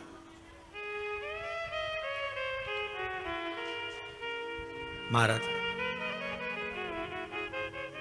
अगर भगवान की भक्ति को पाना है, भगवान के स्मरण को पाना है, तो फिर थोड़ा सा मंथन कर कर प्राप्त किया जा सकता है। भगवान से निवेदन करना कि मुझे मेरे भाग्य का देना, मुझे दूसरे के भाग्य का नहीं चाहिए। जो मेरी किस्मत में लिखा हो वो देना। हमें दूसरे के हिस्से का, और जो दूसरे के हिस्से का लेता है उसकी दशा क्या होती है, शिव महापुराण की कथा कहती है। जो दूसरे का हिस्सा खा लेता है, दूसरे का हिस्सा ले लेता है, शिव महापुराण कहती है उसकी दशा क्या होती है वो भी देख लीजिए। उसमें एक देवता ऐसे हैं जिन्होंने दूसरे का हिस्सा खाने का प्रयास किया था। एक देवता ऐसे हैं जिन्होंने दूसरे का हिस्सा खाने का प्रयास करा था, और आज भी उस देवता से दुनिया डरती है। और उन्होंने दूसरे का हिस्सा खाने का प्रयास करा था तो शंकर भगवान ने उसको भी नहीं छोड़ा था। कौन से देवता हैं? वो बाल्टी में हर शनिवार को आते हैं आपके यहां। कौन से? शनि देव। उनने क्या करा था? भगवान सूर्य नारायण ने अपने सारे पुत्रों को देखा, सारे पुत्रों को, तो सारे पुत्रों को देखकर आज मेरे सूर्य नारायण भगवान बड़े सुखी हुए, बड़े प्रसन्न। मेरा पुत्र शनि भी श्रेष्ठ है, मेरा पुत्र यम भी श्रेष्ठ है, सब ठीक है। आज भगवान सूर्य देवता ने अपने पुत्रों को बुलाकर कहा, आज मेरा मन कर रहा है कि मैं सारे लोगों का राज्य अपने पुत्रों को बांट दूं, सबको अपना अपना हिस्सा दे दूं। और केवल ये सूर्य नारायण भगवान अकेले नहीं सोचे, प्रत्येक घर में रहने वाला बुजुर्ग, पिता, माता ये सोचती है कि मैं अपने जीते जी अपने बच्चों को हिस्सा दे दूं, क्योंकि उसको मालूम है अगर मेरे प्राण छूट गए, मेरे नेत्र बंद हो गए, उसके बाद में ना जाने क्या होगा, कौन किसको देगा, नहीं देगा, किसका भरोसा। मैं अपना एक एक क्षेत्र का हिस्सा मैं देना चाहता हूं। शनि महाराज जी को भी हिस्सा दे दिया गया। अब जब शनि महाराज जी को हिस्सा दे दिया तो शनि महाराज जी संतुष्ट नहीं हुए। दुनिया में ऐसे लोग बहुत सारे हैं जो संतुष्ट बहुत कम हो पाते हैं।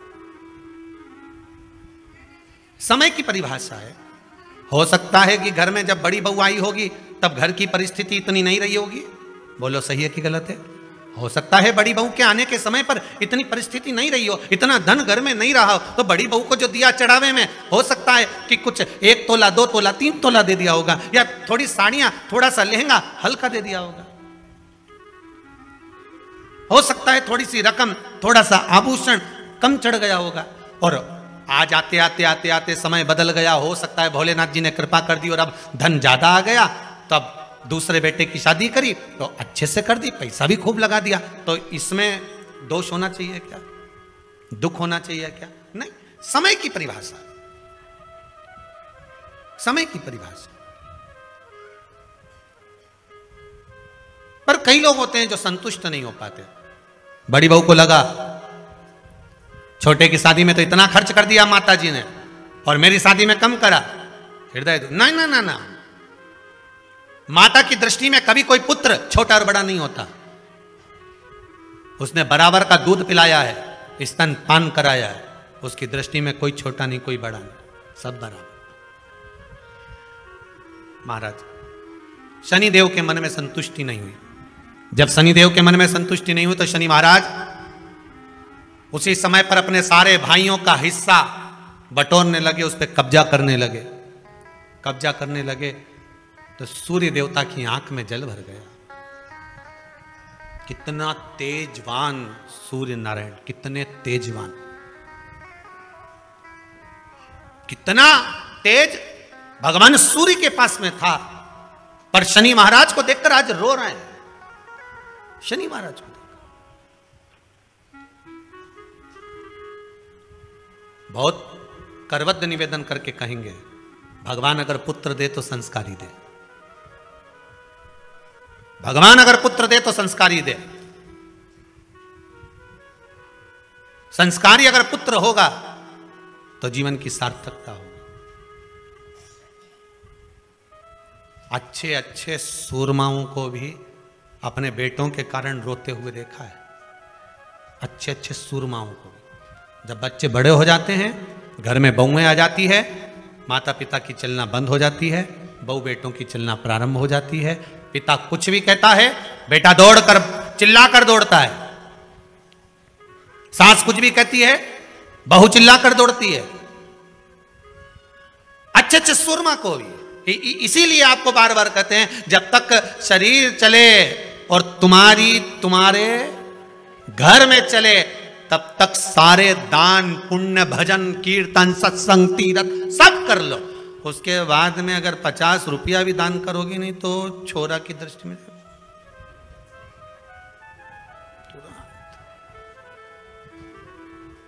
तुरंत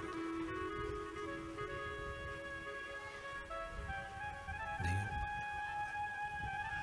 हम दूसरी जगह जाकर क्या कहें, यहीं कुबेरेश्वर धाम में भी देखने को मिलता है। बेटे अपनी बूढ़ी बूढ़ी माओं को जब दर्शन के लिए, माँ नहीं मानती, हमें तो जाना है कुबेरेश्वर धाम, हमें तो जाना है, जिद पकड़ लेती हैं, लेकर आती हैं। और माँ उनसे कहती ला रे दे दे 50 रुपए दे दे, तो छोरा हूं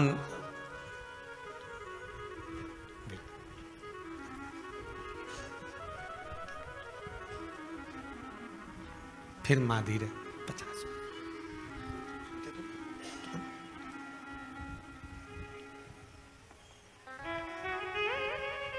आखिरी में माँ का जब अपमान होते हुए बार बार देखते हैं तो हम भी हाथ जोड़कर कह देते हैं, मत मांग, जाओ।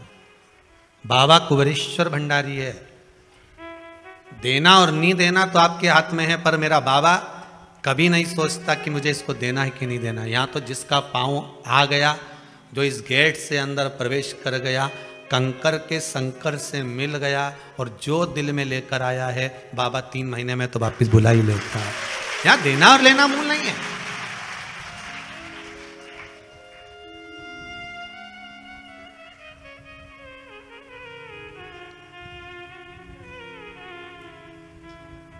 यहाँ का बहुत विचित्र भाव है साहब, बहुत विचित्र भाव।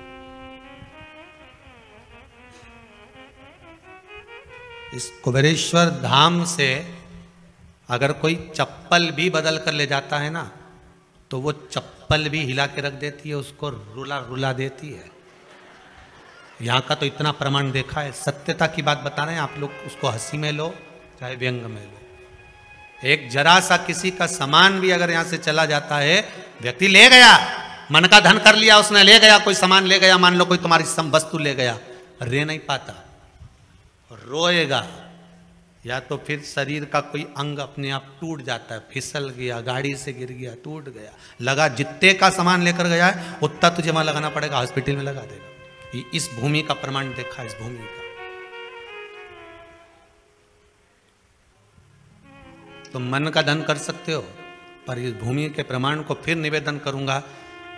हम तो नहीं जानते बाबा क्या दे रहा है, पर आप लोगों का भाव अगर शुद्ध है तो जितने आप लोग आए हो ना, सब एक दूसरे का नंबर भले फोन लगाकर पूछ लेना कि 3 महीने में तू जा रही है क्या, तो कह दे कि हाँ मेरी तैयारी है जाने की। बाबा कृपा कर देता। आप जिनके साथ में आए हो, आपकी गाड़ी में जो लोग आए हैं, 8 लोग आए हैं, तो 8 में से 5 की तैयारी रहेगी वापस आने की। सबकी तो नहीं कह सकता हूं, क्योंकि दिल भी तो होना चाहिए, मन भी तो होना चाहिए, विश्वास। हो सकता है गाड़ी में 8 लोग आए तो उसमें से 2-3 का मन नहीं होगा, चलो सब जा रहे हैं तो अपन भी चलो, देखे तो सही आखिर में का नौटंकी चल रही है। लोगों के शब्द होते हैं, नौटंकी का चल रही है, अपन देखे तो चलिए। तो जिसका जैसा भाव होगा बाबा वैसे मिलता है। मेरे भगवान कृष्ण जब मथुरा में पहुंचे थे, कंस को काल दिख रहा था, देवकी मैया को लाल दिख रहा था, अक्रूर जी को भगवान दिख रहे थे, सबकी भावना थी, गोपियों को कृष्ण दिख रहे थे। जिसकी जैसी नियत भगवान वैसा नजर आ रहा। आप जिस भाव से आए हो, इसीलिए कह रहा हूं, गाड़ी में 8 लोग हैं तो 8 में से 5 की तैयारी कर लेना, 3 महीने बाद वापिस आना है। अगर 10 लोग आए हो तो 8 की तैयारी कर लेना, वापिस आना ही पड़ेगा। अगर 4 आए हो तो 2 की तैयारी कर लेना, आना ही पड़ेगा। और 2 आए हो तो उसमें से 1 की तैयारी करो कि बाबा बुलाएगा जरूर। यहां इस भूमि का प्रताप है, आना और भाव लेकर आओ। यहां कुछ नहीं, जो ये 21-21 हजार रुपए लोग जमा करें ना आजीवन भोजन भंडारे के, उनके भोजन बनता है दाल चावल सब्जी रोटी। आज तो कुछ और बन गया होगा, शायद कड़ी बन गई होगी, कड़ी चावल रोटी जो बन गया सादे भाव में। आज किसी भगत ने कह दिया, गुरुजी रोटी बनाने में बहुत देरी होती है, बेचारी माताएं इकट्ठी होती हैं, सब बनाती हैं। तो एक भगत ने मशीन आज बोल दी है रोटी बनाना की, 4-5 दिन में आ जाएगी। बाबा की कृपा, बड़ी बड़ी करुणा बाबा ने कर दी। अब अगली बार से तुमको बेलना नहीं पड़ेगी री बबुआ, ध्यान रखना। अब नहीं बेलना पड़ेगी, अब तो मशीन में बन के बाहर। अब तो तुम खूब निपटा जो जोरदार है। तो क्या सोचना उसमें, कृपा बाबा की, बस करुणा। शनि महाराज ने अपने भाइयों के इस हिस्से पर कब्जा कर लिया। सूर्यनारायण भगवान की आंखों में जल भर गया कि मेरा पुत्र ऐसा कर रहा है। शनि को बुलाया सूर्यनारायण भगवान ने, समझाया पर नहीं माना। किसी किसी की नियत होती है कि इसको इतना कैसे दे दिया, अम्मा ने इसको इतना कैसे दे दिया, पिताजी ने इसको इतना कैसे दे दिया, मैं तो कब्जा करूंगा, दुकान नहीं छोड़ूं, घर नहीं छोड़ूं, ये नहीं छोड़ूं, वो नहीं छोड़ूं। मत छोड़, एक दिन संसार छोड़कर जाना पड़ेगा। तब कहीं जमीन जायदाद छाती पे बांध के ले जाएगा? नहीं, तुम तो लिख देना वसीयत में, मेरा फ्रिज मेरे छाती पे बांधो, मेरे कमरे का एसी शमशान में लगाओ, मेरी वॉशिंग मशीन ऊपर भेजो, जब मैं ऊपर कपड़े कैसे धोऊंगा, लिख के जाओ। और मरते मरते पत्नी से भी कह दो, मैं अकेला नहीं जाऊंगा, चल रही कि नहीं चल रही, तुझे लेके जाऊंगा। जरा कर।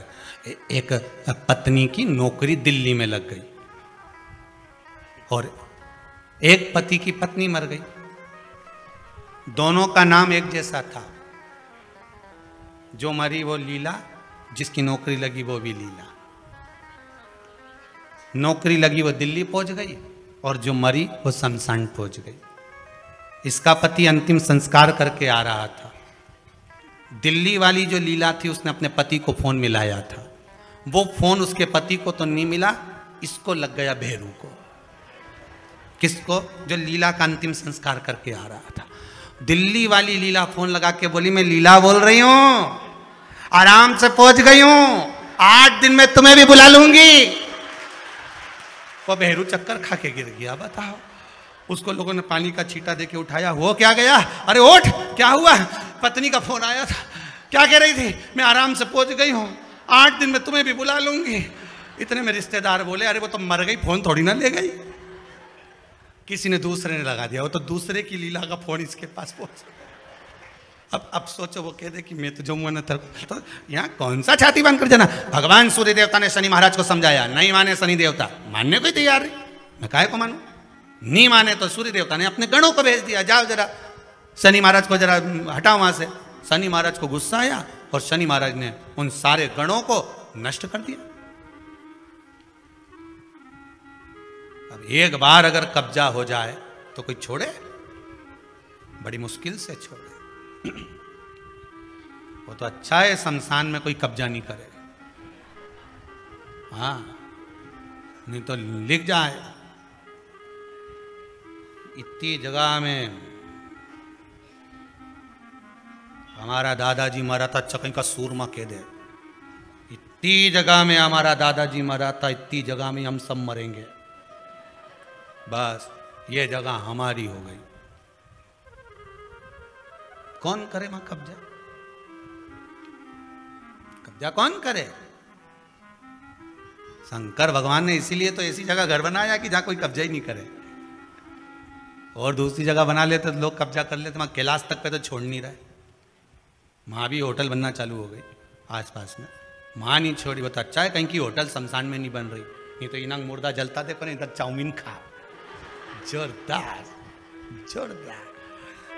और जैसी हड्डियों जले तो चटक चटक करे, नहीं तुम पानी पतासा निपटा चले खा। तो अच्छा है कि वहां होटल नहीं बनी, तो इनका बस चले गई वह, क्या बस चले। शनि महाराज ने सबको भस्म कर दिया, क्रोध आ गया, सूर्य देवता रो रहे हैं, सूर्य नारायण रो रहे हैं।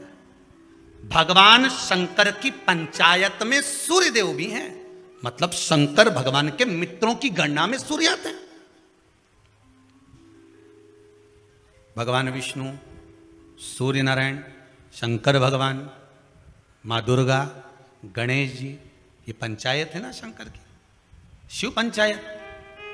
शिव परिवार में कार्तिकेय, गणेश जी, पार्वती जी, शंकर जी, नंदी, ये शिव परिवार।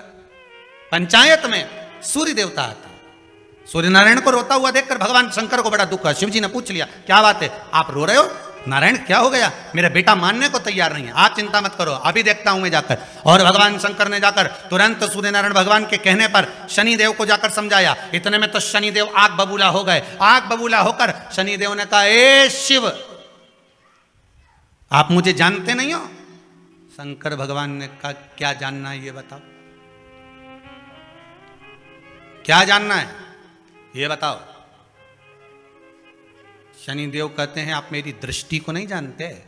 शंकर भगवान ने कहा, तू भी नहीं जानता कि तेरी दृष्टि खराब कैसे हुई?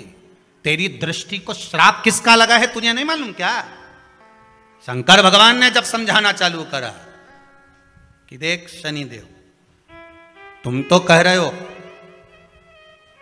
तुम तो बोल रहे हो कि मेरी दृष्टि नहीं जानते, हम जानते हैं आपकी दृष्टि, मना नहीं है, जाना, पर आप नहीं जानते क्या? शिव जी जानते हैं। शिव जी ने कहा, मैं सब जानता हूं। आपका विवाह करा सूर्य देवता ने, आपकी पत्नी घर में आ गई, आप अपनी पत्नी को देखते तक नहीं थे, इसलिए आपकी धर्म पत्नी ने आपको श्राप दिया कि जिस पति ने मुझ पर दृष्टि नहीं डाली, मेरे वो पति की दृष्टि कुदृष्टि हो जाए, जिस पे डालेगा वो बर्बाद हो जाएगा। शनि देव बोले, आप मेरी पत्नी की याद मत दिलाओ। अच्छे से अच्छा सूरमा अगर पार्टी में ज्यादा बड़बड़ कर रहा हो ना, तो उसकी धर्म पत्नी के लाके खड़ा कर दो, 2 मिनट में चुप हो जाएगा। 2 मिनट में चुप। जो ज्यादा बड़बड़ करे ना, गप्पे लगा रहा हो, दोस्तों के साथ बैठ के खूब ठिठोली कर रहा हो, इतनी देर में जगदम्बा के लाके खड़ी कर दो बस। फिर तो उसका तिरछा नेत्र और कत्थई और नीले कलर की एक बार, और चमकदार साड़ी ने पल्लू में पिन, और एक बार यूं घूम के देख ली नहीं, उतनी देर में तो बापड़ा उठ के चल देगा, मैं भी आया पानी पी के, अभी गया पानी पी के आया, उतनी देर में कहीं रुके। शनि महाराज ने कहा, आप मेरी पत्नी की याद मत दिलाओ। शंकर भगवान बोले, ए शनि, फिर समझा रहा हूं, हिस्सा छोड़ेगा कि नहीं छोड़ेगा? शनि बोले नहीं छोड़ूंगा। शंकर भगवान ने उठाया, पीपल के पेड़ के नीचे ले गए और पीपल के पेड़ के नीचे शनि महाराज को उल्टा लटका दिया। 19 साल तक शनि महाराज को पीपल के पेड़ के नीचे शंकर जी ने लटका के रखा। अब बोल। तो किसी ने कहा गुरुजी ये शनि महाराज उल्टे लटके थे पीपल के पेड़ के नीचे 19 साल तक, तो ये लटके रहे, खुलते नहीं बना? शंकर भगवान भी बाप से भी बड़े बाप थे, अकेले थोड़ी ना बैठे थे। शनि महाराज की पत्नी को मैं बिठा के रखा था, लटके। अब उतर नीचे।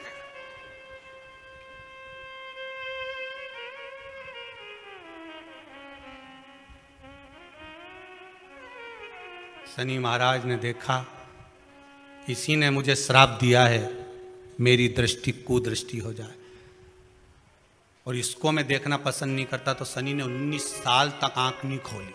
शंकर जी ने भी कह दिया था यहीं बैठी है, खोल मत लीजिए। तो बापड़ा खोले ही नहीं आंख, ओंधा लटके पीपल के पेड़ में।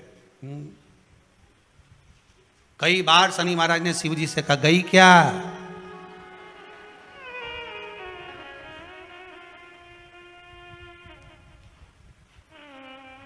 शनि महाराज बोले अब नहीं करूंगा, ये तो भगा दो। शिव जी बोले नहीं, अभी नहीं गई, यहीं बैठी।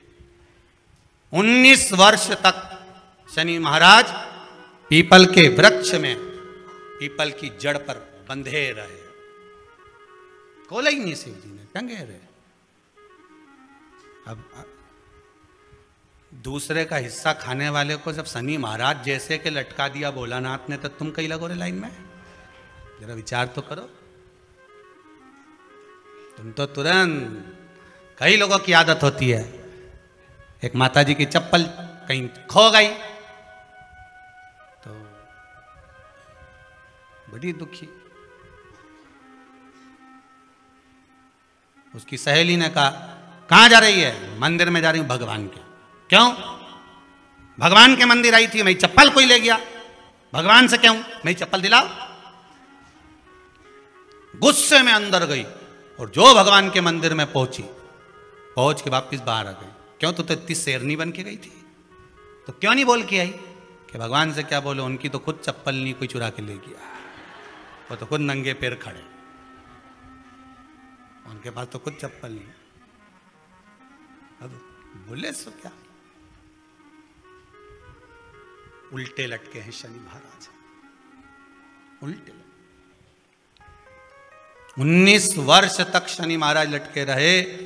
तब 19 वर्ष नेत्र बंद कर कर शनि महाराज ने शंकर की आराधना करी कि दुनिया में कोई ऐसा नहीं जो मुझे उल्टा लटका दे, केवल एक यही है जिनने मुझे लटकाया है। तो 19 वर्ष तक तप करा तो शंकर जी प्रसन्न हो गए।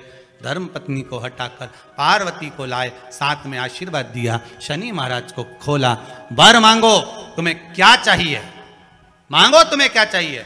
शनि महाराज ने कहा मांगूंगा कुछ नहीं, आप वर दे दीजिए। शंकर जी ने कहा मैं तुम्हें दंड अधिकारी बनाता हूं कि आप अच्छे और बुरे का दंड दोगे, आप अधिकारी बनकर बैठोगे, मेरा आशीर्वाद तुम्हारे साथ में है।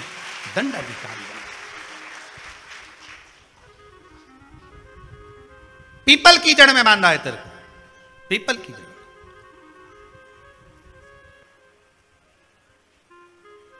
जब दधीचि ऋषि की अस्थियां चली गई, उनकी धर्मपत्नी सुवाच ने देखा मेरे पति को मार दिया गया, मेरे पति की अस्थियां ले गए राक्षसों का संहार करने के लिए, उनकी अस्थियां लेकर चले गए, मेरा पति चले गया। सुवाच गर्व से थी, मरना चाहती थी, प्राण छोड़ना चाहती थी। शिव जी ने देखा ये तो अग्नि के ऊपर चढ़कर अपनी देह त्याग रही है। शंकर भगवान ने आकर कहा रुक जा सुवाच, रुको, तुम्हारे गर्भ में बच्चा है, तुम्हारे गर्भ में बच्चा है, वो बच्चा मर जाएगा।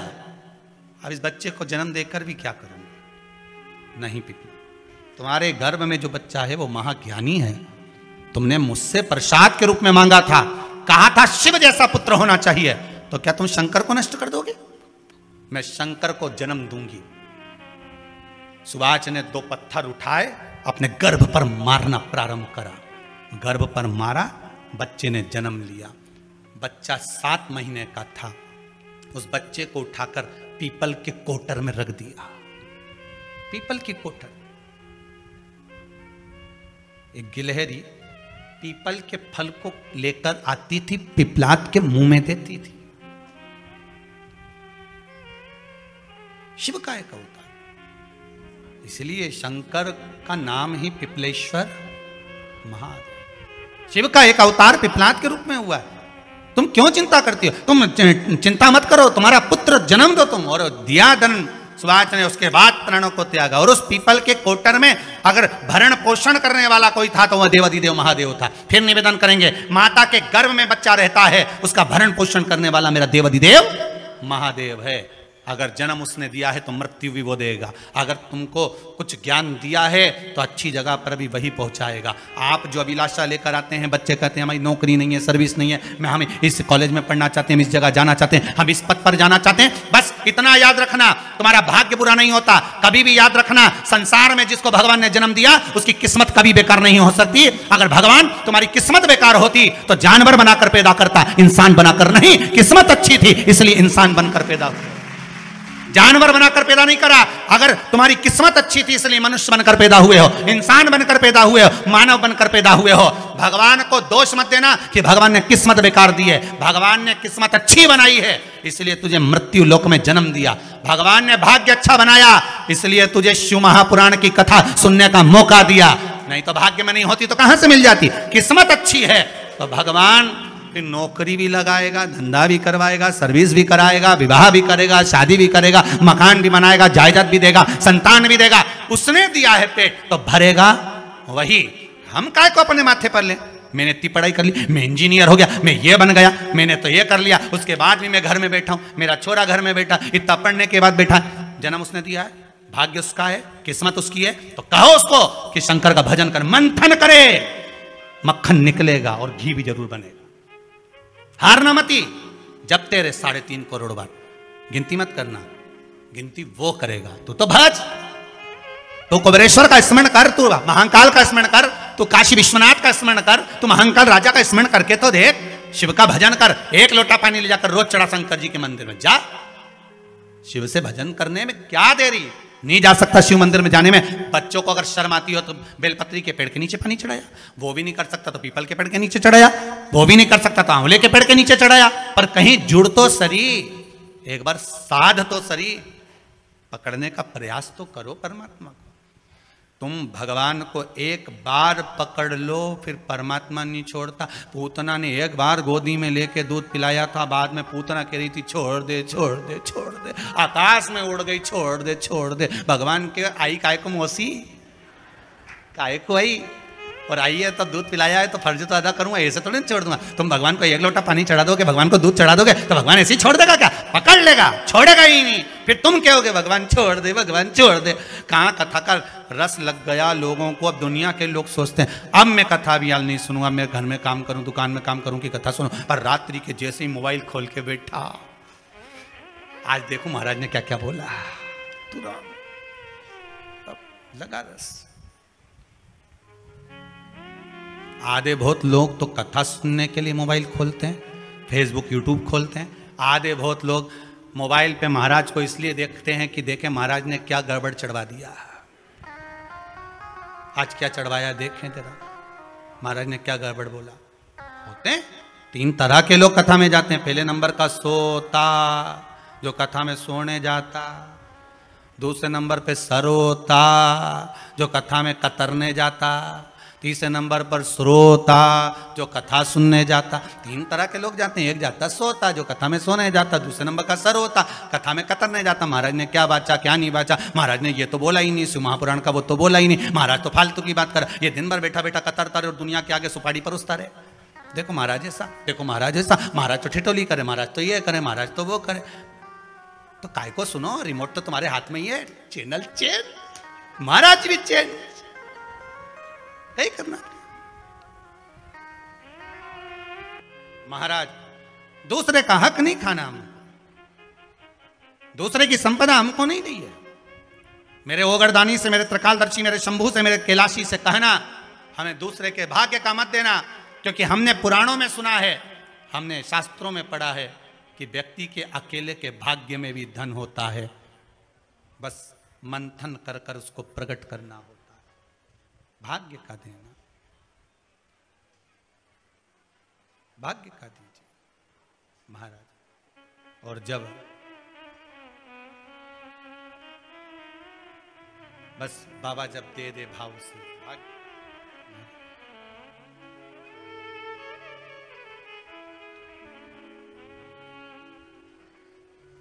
भगवान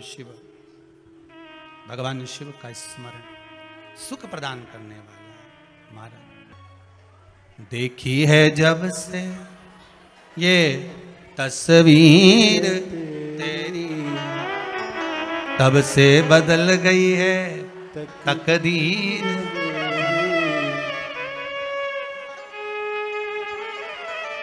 ओ डमरू वाले रे,